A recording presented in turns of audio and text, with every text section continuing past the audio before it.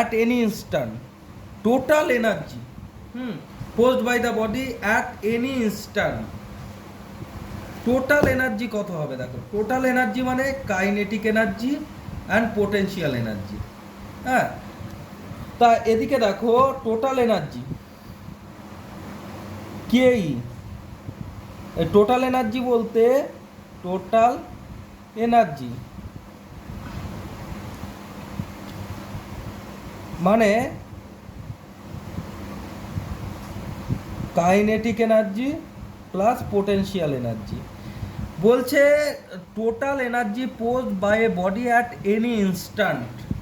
হ্যাঁ, এবার ধরো আমি এই হাইটে আমি যে কোনো ইনস্ট্যান্ট এখানে 20, এখানে যেখানেও একটা জায়গায় ধরছি, এই 20 মিটার হাইটে ধরছি, ঠিক আছে?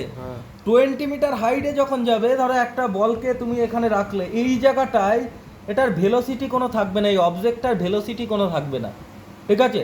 ভেলোসিটি থাকবে না বলে এই ইনস্ট্যান্টে ভেলোসিটি জিরো হবে বলে কাইনেটিক এনার্জি জিরো হবে, কারণ কাইনেটিক এনার্জি মানে হাফ mv²।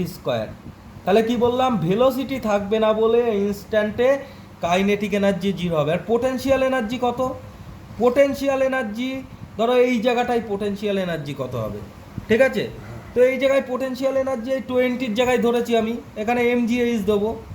হ্যাঁ, mgh। এবার দেখো এটা তো জিরো হয়ে গেল, এটা লিখতে হবে না। এম মানে কত? এম মানে 10 কেজি, জি মানে কত? 10 ধরতে বলেছে। আর এইচ মানে কত? এই যে এই হাইটে আমি ধরেছি, এইচ মানে এখানে তাহলে 20 মিটার হবে। হ্যাঁ, তাহলে এটা 2000 হবে, এটা ইন্টু করলে 2000 জুল। বুঝতে পেরেছো? হ্যাঁ, কেন করলাম? এনি ইনস্ট্যান্ট যে কোনো জায়গায় করতে বলেছে, আমি এখানে করলাম। 20 মিটার হাইটে পোটেনশিয়াল টোটাল এনার্জি বের করছি। 20 মিটার হাইটে কাইনেটিক এনার্জি জিরো থাকবে, কারণ ওখানে ভেলোসিটি থাকবে না।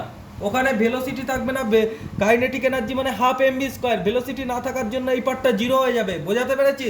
আর পোটেনশিয়াল এনার্জিটাকে mgh হবে। হ্যাঁ, তাহলে 10 × 20 মানে 2000 জুল। 10 × 10 × 20, 10 মানে এম এর ভ্যালু 10 আছে, জি এর ভ্যালু 10 আর এইচ এর ভ্যালু 20। ক্লিয়ার? আচ্ছা।